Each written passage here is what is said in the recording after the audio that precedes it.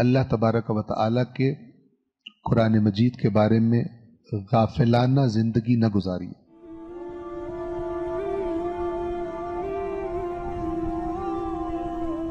یہ جو بیماری عرض کر رہا ہوں، یہ بیماری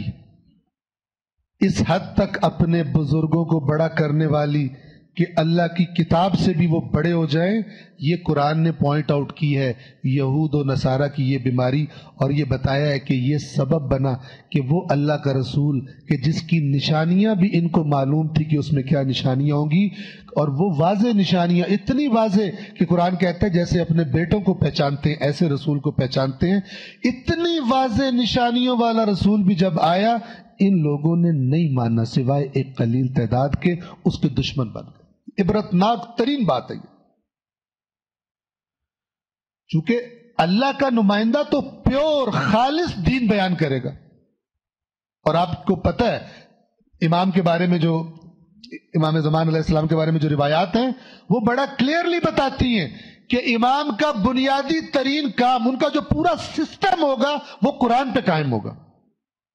جس کا مزاج ہی قرآن والا نہیں ہے اور اس کو ادھر ادھر کی ہوائی فائرنگ سننے کا عادی ہے اور اس سے اپنے نظریات بناتا ہے، اس کو قرآن کیسے سمجھ میں آئے گا؟ اس نے امام کے ساتھ وہی کرنا ہے جو یہودیوں نے کیا رسول اللہ کے ساتھ یا مسیحیوں نے کیا رسول اللہ کے ساتھ۔ ہاں اللہ کہتا ہے ایک قلیل تعداد جو خود واقعاً اچھے تھے اور ان خرافات کے قائل نہیں تھے، خود پاکیزہ تھے، انہوں نے جیسے ہی رسول کو دیکھا دیر بھی نہیں لگائی ایمان لے کے آ گئے۔ قرآن نے اپنی آیات میں بتایا ہے کہ اے رسول جب یہ آپ سے آیات سنتے ہیں تو آپ دیکھتے ہیں کہ ان کی آنکھوں سے آنسو بہنے لگتے ہیں، کیونکہ انہوں نے یہ حق کو پہچان لیتے ہیں، حق کو پہچان لیتے ہیں، یعنی اندر ان کے پاکیزگی تھی، اور جیسے ہی آپ کے منہ سے سنتے ہیں ان کے اندر سے گواہی آ جاتی ہے کہ یہ بالکل ٹھیک،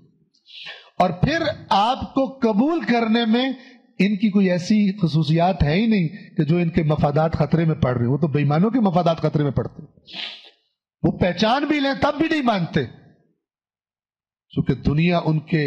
رگ رگ میں گھسی ہوتی ہے، چاہے وہ جیسے یہودیوں کے علماء سو تھے ان سے پیسے کھاتے تھے، اور چاہے ان کے کرپٹ عوام تھے جو ان کو پیسے کھلاتے تھے، اور حضرت موسیٰ کے دین کے نام پر ایک الگ ہی دین بنا لیا تھا۔ تورات کوئی تورات نہیں، انجیل کوئی انجیل نہیں، وہی جو ہمارے بزرگ کہیں گے۔ یہ کامن بیماری قوموں کی تباہی کا سبب بنتی۔ اللہ کے ہاں روز قیامت قرآن قبول ہے، حدیث جو قرآن کے خلاف نہیں ہے وہ قبول ہے، ورنہ اللہ یہ قبول نہیں کرے گا مجھے تو فلانے مولانا صاحب نے کہا تھا، میں نے تو اس لیے عقیدہ بنایا تھا۔ یہ قابل قبول نہیں ہے اگر خلاف حق ہے۔ لہذا جو ہم آپ کی خدمت میں بار بار عرض کرتے رہتے ہیں کہ اللہ تبارک و تعالیٰ کے قرآن مجید کے بارے میں غافلانہ زندگی نہ گزاری۔